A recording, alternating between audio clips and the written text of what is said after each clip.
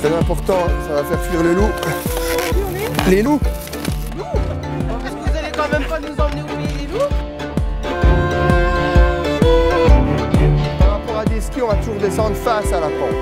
Je ne me mets pas en travers, j'ai pas d'écart. Dessus, regardez, je vous montre, on a des bons crochets, hein, c'est vraiment solide. Donc ça adhère bien, même si c'est dur de la glace, vous allez voir, ça tient tout seul. Voilà, pareil quand je monte, hein, des petits pas.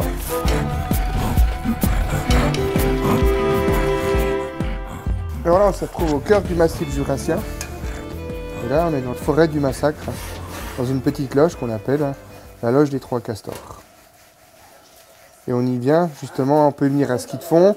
On a un grand domaine skiable nordique, ou tout simplement là, ce soir, on est venu à la lueur des frontales et surtout des étoiles en raquette.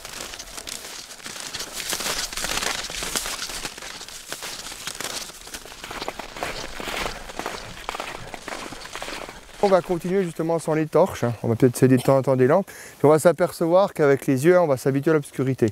Et puis ici en montagne, il ne fait jamais complètement nuit, parce qu'il y a les étoiles et puis il y a la neige qui est blanche. Donc on va toujours se diriger, ce sera plus facile de se diriger sans la lampe, parce qu'avec la lampe, on va juste éclairer le faisceau où on regarde. La nuit, il y a un petit côté magique, quelque chose d'inhabituel pour les gens. Très peu de gens pourraient se dire tiens, on va aller faire une balade en raquette la nuit, hein. C'est pas évident, il faut connaître un petit peu le site. Et la nuit, on peut facilement se perdre. La forêt du Massacre, c'est comme une grande forêt, on peut y passer 2 jours à tourner en rond. Donc après, il faut quand même savoir se déplacer. Il faut certes quand même un minimum de pratique, parce que bon, on est quand même dans un milieu enneigé. Il faut quand même savoir marcher un petit peu. Et puis comme ce soir, vous avez vu, il fait quand même froid, donc il faut avoir un équipement pour bien s'habiller.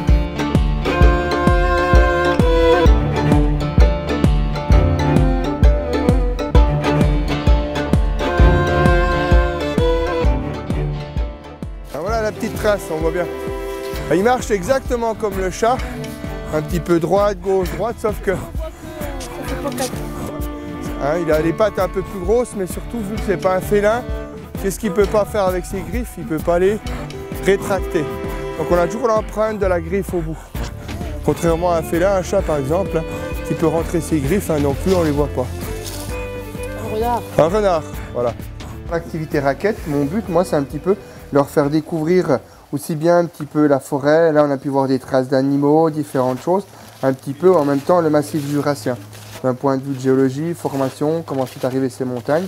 Et puis un petit peu toutes les activités qu'on peut y pratiquer, aussi bien l'hiver que l'été. Il y a une petite cabane, on ne voit pas grand chose pour l'instant. Et puis ben, jusqu'à présent ça se passe très très bien, et on a même bien chaud, puis on a une super ambiance et très très agréable. Dans l'ensemble, les gens sont très contents. Parfois on peut avoir un petit peu froid, mais ce qu'ils apprécient c'est ce côté un petit peu rustique, ce côté vraiment montagnard où on fait la fondue, où on est dans un endroit, c'est pas un hôtel, c'est pas un restaurant, et ce côté très convivial autour de la fondue, autour du feu. Très bel automne. Par contre, il y en a qui se promènent dans le forêt. Plus chaud au mois de septembre.